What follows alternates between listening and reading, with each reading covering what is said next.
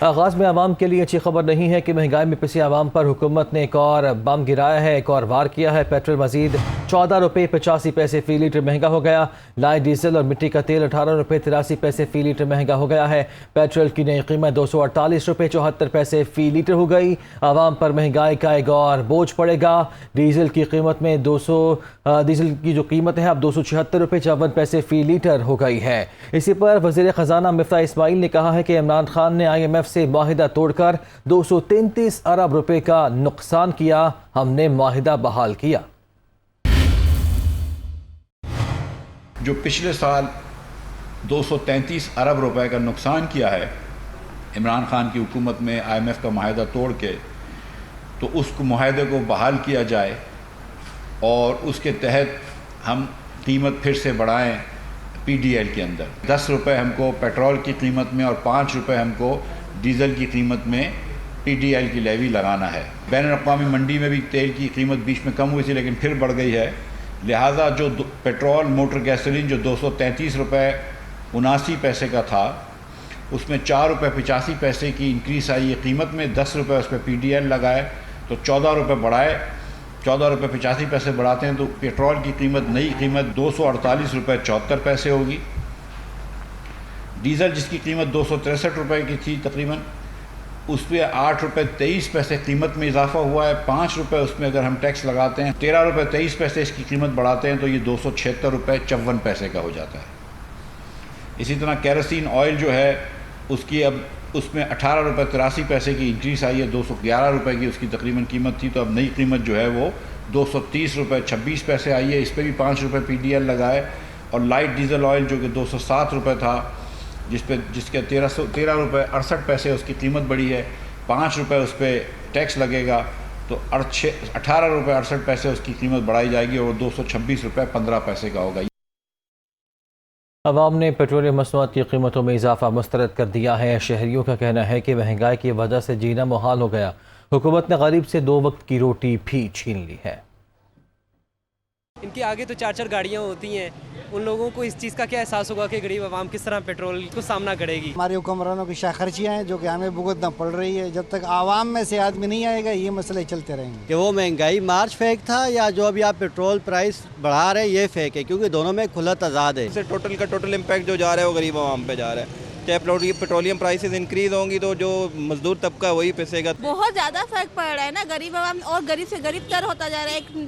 ایک ٹائم کی روٹی تک چھین لی ہے ان لوگوں نے۔ مجبوری ہے، بچوں کے ساتھ جانا پڑتا ہے ایمرجنسی میں، تو یہ تو گورنمنٹ کو سوچنا چاہیے۔ گورنمنٹ تو ہمارا خون پینے کے لیے بیٹھی ہوئی ہے۔ ان کو کہیں ایک ساتھ بڑھاتے، بار بار مارنے سے بہتر ہے، اور ہم کیا کہہ سکتے ہیں۔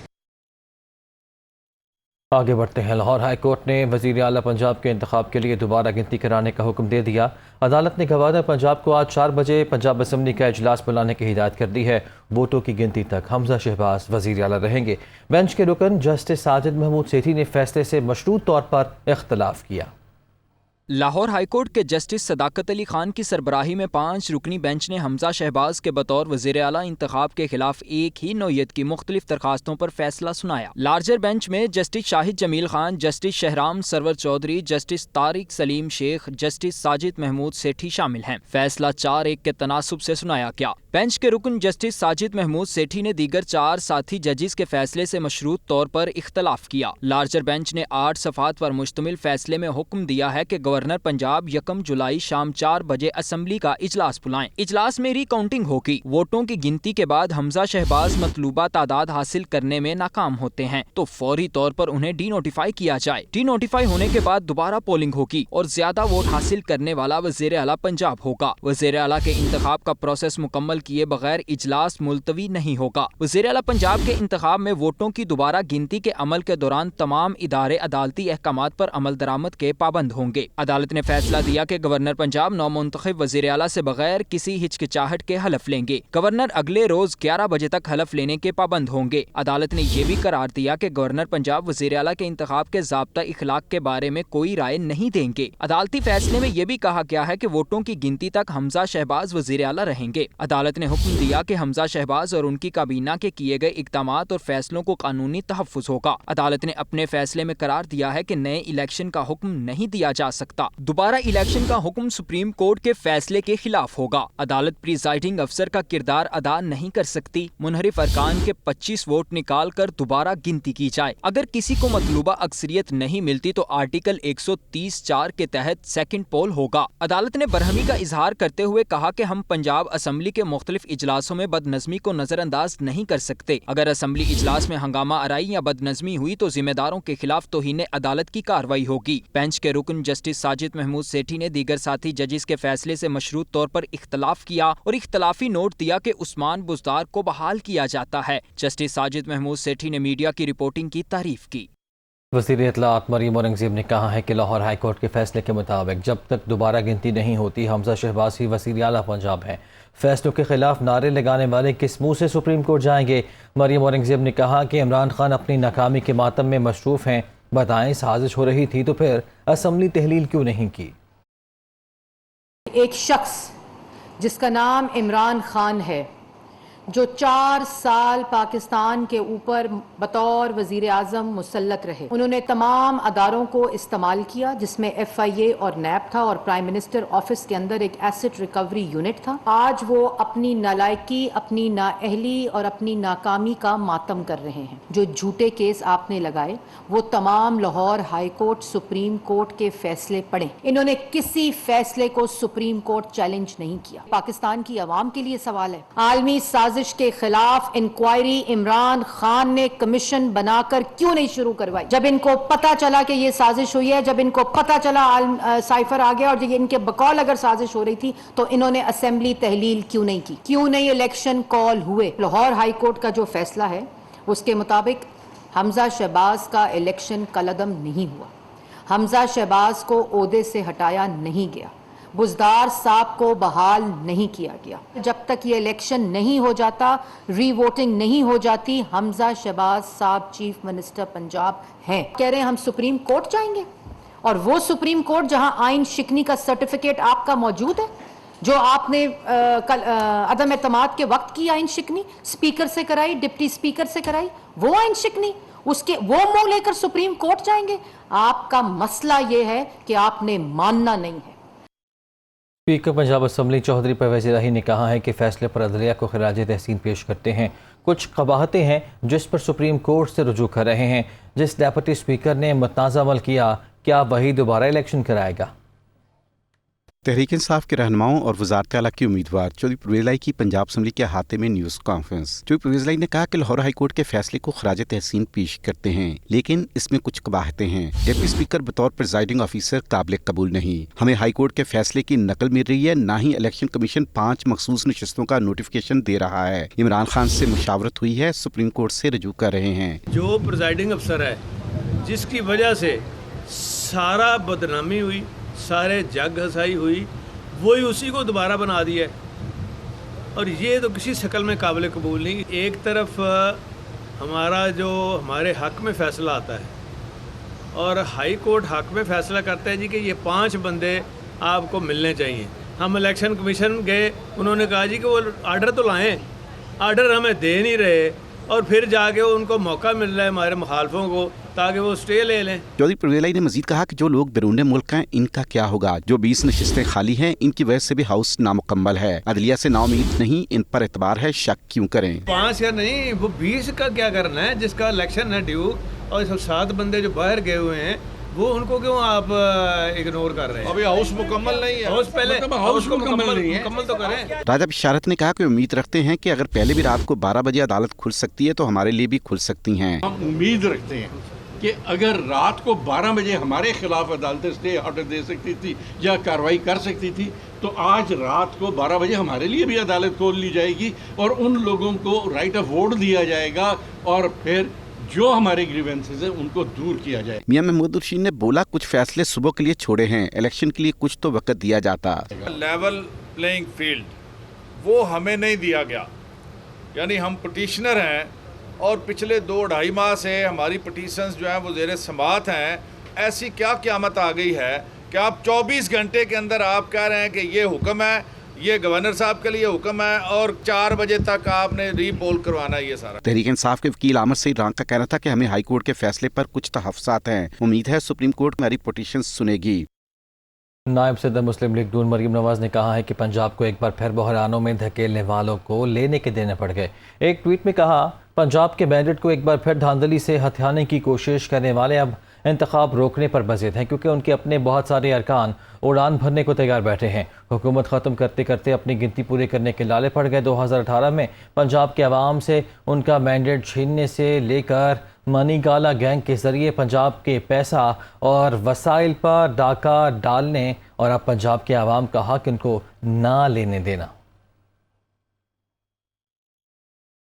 مسلم لیگ نون کے رہنما تارر نے کہا ہے کہ لاہور ہائی کورٹ نے حمزہ شہباز کا بطور وزیر اعلیٰ انتخاب کا عدم قرار دیا ہے نہ ہی انہیں عہدے سے ہٹایا ہے. بطور وزیر اعلیٰ پنجاب حمزہ شہباز کے فیصلوں کو تحفظ دیا گیا ہے. لاہور ہائی کورٹ کے باہر مسلم لیگ نون کے رہنماؤں کی میڈیا سے گفتگو. عطا اللہ تارر نے بتایا کہ سپریم کورٹ نے 63A سے متعلق تشریح میں کہا ہے کہ پارٹی ہدایت کے خلاف ووٹ شمار نہیں ہوگا. لاہور ہائی کورٹ نے حمزہ شہباز کا بطور وزیر اعلیٰ انتخاب کا عدم قرار دیا ہے نہ ہی انہیں عہدے سے ہٹایا ہے. بطور وزیر اعلیٰ پنجاب حمزہ شہباز کے فیصلوں کو تحفظ دیا گیا ہے. مسلم لیگ نون کے رہنما عطا اللہ تارر نے مزید کہا کہ پنجاب اسمبلی میں ہمیں 9 ووٹوں کی برتری حاصل ہے. 25 ارکان کو نکال بھی دیں تو بھی ہمارے ارکان کی تعداد 177 ہے. ہم یہ رن آف الیکشن بھی جیت جائیں گے. عدالتی حکم میں اہم بات یہ ہے کہ وزیر اعلیٰ کے انتخاب کے عمل کو سبوتاژ کیا گیا تو توہین عدالت ہوگی. ہماری جو تعداد ہے اس وقت وہ 177 ہے, 177 تعداد ہے. جو تحریک انصاف اور کافلی کا اتحاد ہے ان کی تعداد 168 ہے, 168. تو ہم اللہ تعالیٰ کے فضل سے 9 ووٹوں کی اس وقت برتری کے اوپر ہیں. اور کیونکہ یہ پچھلے الیکشن کا تسلسل ہے اور آئین میں یہ درج ہے کہ یہ رن آف الیکشن ہوگا. لیگی رہنما رانا مشہود نے کہا کہ حمزہ شہباز وزیر اعلیٰ پنجاب ہیں. اس عمل پر جتنے بھی خدشات تھے وہ ختم ہو جائیں گے. حمزہ شہباز وزیر اعلیٰ پنجاب ہیں. حکومت پنجاب حمزہ شہباز صاحب کی سربراہی میں ڈیلیور کر رہی تھی, کر رہی ہے اور کرتی رہے گی. اس پروسیس کے اوپر جتنے بھی خدشات تھے وہ ختم ہو جائیں گے. مسلم لیگ نون کے رہنماؤں کا مزید کہنا تھا کہ ہم خوش اور مطمئن ہیں. ہمارے نمبرز پورے ہیں. اب نہ ان کا نہ ہمارا کوئی رکن ٹوٹ سکتا ہے. آگے بڑھتے ہیں. Army chief general Qamar Javed Bajwa سرکاری دورے پر قطر پہنچے. جنرل قمر جاوید باجوہ نے قطر کے امیر شیخ تمیم بن حمد ال ثانی سے ملاقات کی. ISPR کے مطابق army chief general Qamar Javed Bajwa نے قطر کے نائب وزیر اعظم اور وزیر دفاع سے بھی ملاقات کی. دونوں ملاقاتوں میں باہمی دلچسپی کے امور, دفاعی اور سیکیورٹی تعاون پر تبادلہ خیال ہوا. آرمی چیف نے کہا کہ پاکستان اور قطر کے مابین دوستانہ اور تاریخی تعلقات ہیں جو پائیدار شراکت داری میں تبدیل ہو رہے ہیں. آرمی چیف اور قطر کی قیادت نے دونوں ممالک کے مابین تمام شعبوں میں تعاون کو مزید بڑھانے کی اہمیت پر زور دیا. شہباز شریف سے چینی سرکاری کمپنی نورینکو کے وفد نے ملاقات کی. وزیر اعظم نے لاہور اورنج لائن منصوبے میں کمپنی کے کردار کو سراہا ہے. چینی سرکاری کمپنی نورینکو کے وفد سے گفتگو کے دوران وزیر اعظم شہباز شریف نے دونوں دوست ممالک کے باہمی فائدے اور ترقی کے لیے سی پیک کی اہمیت کو اجاگر کیا. وزیر اعظم نے چینی کمپنیز کو پاکستان میں قابل تجدید توانائی بالخصوص شمسی توانائی کے وسیع امکانات میں سرمایہ کاری کرنے کی دعوت دی. وزیر اعظم ہاؤس کے اعلامیے کے مطابق نورینکو کمپنی پاکستان میں بجلی اور قابل تجدید توانائی, انفراسٹرکچر, ٹیلی کام, کانکنی اور ID کے شعبوں میں سرمایہ کاری کی خواہش مند ہے. شاہد خاقان عباسی کہتے ہیں کہ وزیر اعظم نے پچھلے 4 سال میں پیٹرولیم, LNG اور دیگر شعبوں میں غلط فیصلوں کی تحقیقات کے لیے کمیشن بنانے کا فیصلہ کیا ہے. اس کی کارروائی عوام اور میڈیا کے لیے اوپن ہوگی. احسن اقبال نے کہا کہ کمیشن کی رپورٹ کے بعد ذمہ داروں کے خلاف کارروائی کی جائے گی. اعظم صاحب نے یہ فیصلہ کیا ہے کہ قانون کے تحت ایک کمیشن بنایا جائے جو مکمل غیر جانبداری سے پچھلے 4 سال میں بجلی گیس کے سیکٹر میں, پیٹرول کے معاملات میں, ڈیزل کے معاملات میں, LNG کے معاملات میں نقصانات ہوئے ہیں. ان تمام معاملات کا جائزہ لیا جائے. ایک رپورٹ جو ہے کمیشن وہ پاکستان کے عوام کے سامنے رکھے. کمیشن کی جو کارروائی ہے وہ میڈیا کے لیے اوپن ہوگی، پبلک کے لیے اوپن ہوگی. یہ کمیشن قوم کے سامنے حقائق لائے گا. اس رپورٹ کے بعد جو بھی اس جرم میں شریک رہا ہے یا جس کے اوپر ذمہ داری فکس ہوگی اس کے خلاف کارروائی کی جائے گی. کراچی میں پیپلز بس سروس کے روٹ 2 کا آغاز آج ہوگا. صوبائی وزیر ٹرانسپورٹ سندھ شرجیل میمن کہتے ہیں کہ دوسرے روٹ پر نارتھ کراچی سے انڈس ہسپتال کرنگی تک بسیں چلائی جائیں گی. شرجیل میمن نے ٹویٹ میں کہا کہ پیپلز بس سروس براستہ ناگن چرنگی، شفیق موڑ، سہراب گوٹ، گلشن چرنگی، جوہر موڑ، ڈرگ روڈ، سنگر چرنگی تک جائے گی. محکمہ ٹرانسپورٹ سندھ کے مطابق پیپلز بس سروس کے تحت 7 روٹس پر بسیں چلائی جائیں گی. ابتدائی طور پر پہلے روٹ میں ملیر ماڈل کالونی سے ٹاور تک بسیں چلائی جا رہی ہیں.